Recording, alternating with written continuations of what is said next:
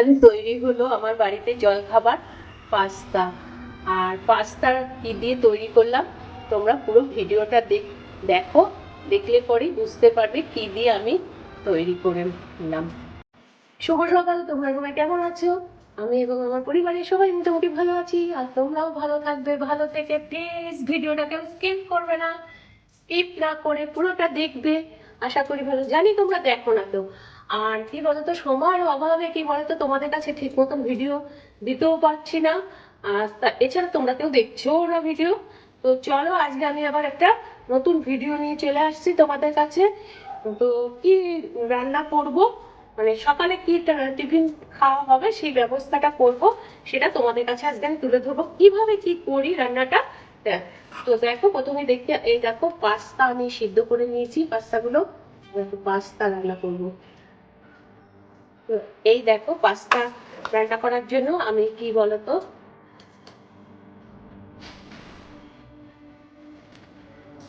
Beans, তারপরে গাজর আলু কেটে নিয়েছি এইভাবে কেটে নিচ্ছি। তার সাথে কি বলতো, আমার ছেলে যেহেতু ডিম ছাড়া কোনো কিছু খেতে চায় না। আর তোকে দেখা যাচ্ছে আর কিছু হবে না। আর এই যে পেঁয়াজ কুচিয়ে নিয়েছি, আর আর এই যে ডিম উপকরণ, ঠিক আছে। তো চলো, কড়াই বসানো আমার হয়ে গেছে। চলো কিভাবে কি করি তোমাদের সাথে আজকে শেয়ার করব। তো এই দেখো, এটা কি তোমরা নিশ্চয়ই সবাই জানো। চলো, কেউ ভিডিও দেখে না, ভালো লাগে না, এই জন্য কত পরিশ্রম করি তার মধ্যে কিছু। এই দেখো, প্রথমে আগে কি বলতো, ডিমটাকে আমি ভেজে নেব।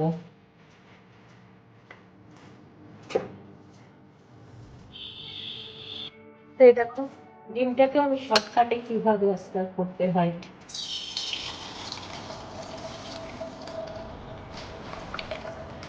এখানে আমাদের নোংরা ফেলার জায়গা আছে গো। তো এই দেখো, এইভাবে একটু হালকা হালকা করে আমি প্রথম ভেজে নিলাম। এই যে বিনস,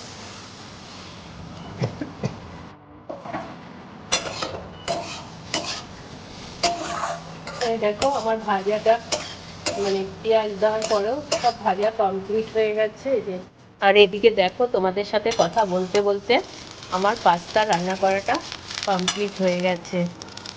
এই যে ছেলের জন্য প্লেটে বাড়া কমপ্লিট হয়ে গেছে। চলো এবার ছেলেকে দিয়ে আসি খেতে।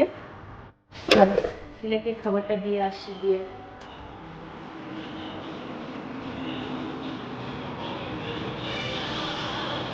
এই দেখো ছেলে বসে আছে। বললাম তো, বাড়িতে থাকলে কি বলতো, সবসময় বসেই থাকবে, যেন কিচ্ছু করবে না। দেখো কারো ব্যাক ক্যামেরা দেখায়, ল্যাপটপ নিয়ে বসে থাকবে। এই দেখো ছেলে আমার বসে আছে, সব সময় হয় ল্যাপটপ নয় মোবাইল নিয়ে বসে থাকবে। কেমন হয়েছে খেয়ে বল, তাড়াতাড়ি হয়েছে বল, খেয়ে বল। হ্যাঁ, নুন হয়নি, লবণ হয়নি। তোর অত লবণ খেতে হবে না, লবণ কম কম খাও।